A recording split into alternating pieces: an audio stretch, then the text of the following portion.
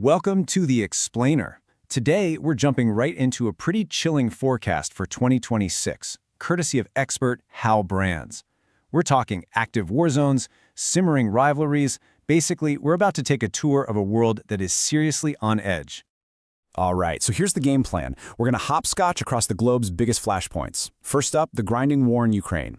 Then we'll dig into a surprisingly tense situation between the U.S. and India. From there, it's on to the main event, the U.S. and China rivalry. We'll navigate the super dangerous waters of Asia and wrap it all up by asking the million-dollar question. In a world this fractured, who's actually going to lead? Okay, first stop, Ukraine. And look, Brand's forecast here is pretty stark. He says that by 2026, peace is still going to be a long shot. The conflict is just set to grind on, and there's this constant looming threat that the violence could easily spill right over its borders. And this quote right here, it really gets to the heart of why peace is so hard to find. See, Brands argues Russia's main goal hasn't changed one bit, to basically destroy Ukraine as a country that can make its own decisions. So when you look at it that way, any peace deal from Putin would be, as Brands puts it, lethal to the Ukrainian future. There's just no middle ground. So what we're left with is this, just a brutal, grim waiting game. It's a test of endurance, really. And as you can see here, it all boils down to one huge question. What breaks first? Is it the Ukrainian military's ability to keep fighting, or is it the Russian economy's ability to keep paying for this war? All right, so while these old conflicts are grinding on, new problems are popping up in some really unexpected places.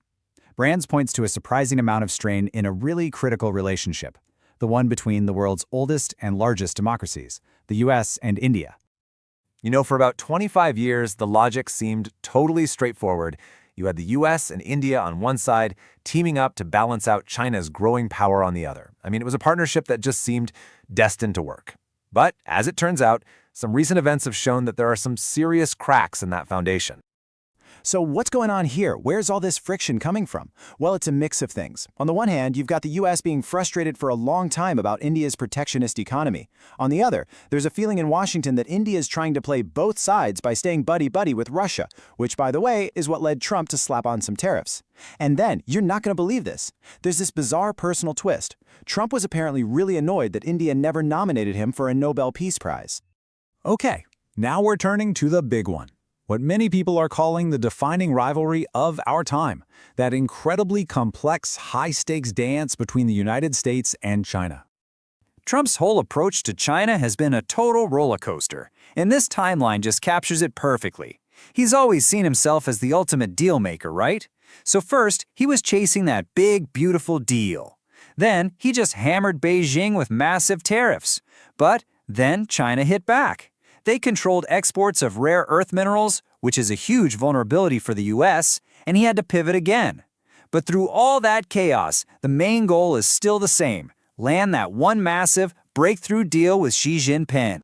But Hal Brands points to two massive roadblocks here.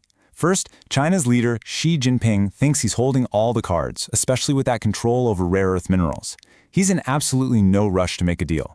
And second, and this is the big one, even if they sign some flashy piece of paper, the real conflicts, the deep-seated fights over economics, over military power in the Pacific, they don't just magically disappear. So, the bottom line is this. Any deal is probably just going to be a temporary truce, not a real fix. Brands concludes that at its very core, this rivalry is going to stay, and I'm quoting here, fundamentally antagonistic for a long time to come. And that antagonism? Well, you can see it most clearly in the contested waters of Asia. This, Brands warns, is where just one little miscalculation could totally ignite a major international crisis. So let's take a look at the South China Sea. Brands lays out a scenario that is not only plausible, but also deeply, deeply worrying. And it all centers on these escalating fights between China and the Philippines. This four-step sequence really shows you just how fragile the situation is. Okay, so it starts with something aggressive, right? Like a Chinese ship ramming a Filipino one. Now, what if a Filipino service member is killed in that incident? Well, the U.S. has already said that would trigger their mutual defense treaty. And boom, just like that, a local standoff becomes a massive crisis, pulling in the world's biggest powers. The other huge flashpoint, of course, is Taiwan. And what's really alarming here is how the abnormal has basically become the new normal. I mean, just a few years ago, a massive Chinese military drill near Taiwan was exceptional. It was front-page news. But as this chart shows, that's totally shifted. Today, these aggressive moves are just routine. It's become, as Brands puts it, a constant advertisement of China's ability to blockade the island whenever it wants. All right, moving on from China's sphere of influence, let's talk about its, let's say, volatile neighbor, North Korea. This is a case where an old threat has become way more dangerous, for a couple of really important reasons. Yeah, the threat from Pyongyang has seriously leveled up. First off, Kim Jong-un now has a formal military alliance with Russia.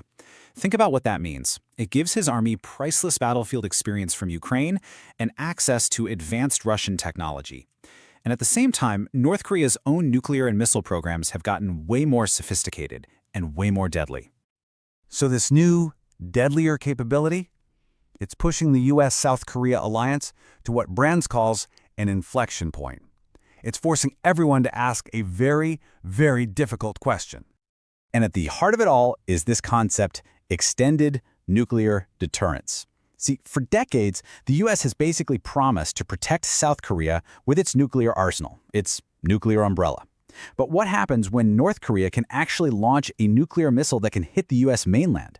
Would an American president really risk, say, Los Angeles to defend Seoul? That's the terrifying question that now hangs over this entire alliance. So all of these individual hotspots, they lead us to one final crucial question. As we zoom out and look at the big picture, we have to ask, what happens to the whole international system if the U.S. keeps pulling back from the world stage? I mean, it's the question on everyone's mind, right, isn't it?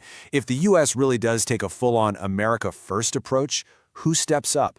Can groups like BRICS, that's Brazil, Russia, India, China, and South Africa, or the Shanghai Cooperation Organization, can they really provide a new anchor for global stability? Well, Brands is deeply skeptical, to say the least. You look at organizations like BRICS and the SCO, and yeah, they look powerful on paper, but they're both fundamentally crippled by the intense rivalry between two of their most important members, India and China. And if you look at a regional level, he argues there's just no group of nations strong enough to balance out major threats like Russia and China without the power of the U.S. backing them up. And that brings us to this final, really provocative thought from Hal Brands. Look, the United States is going through a strange, tumultuous time, no doubt about it. But despite all its internal turmoil, despite all the debates about its role in the world, a stable international order might still, for the foreseeable future, depend completely on an engaged United States. So what happens if that engagement falters? Well, that's the critical question for 2026 and beyond.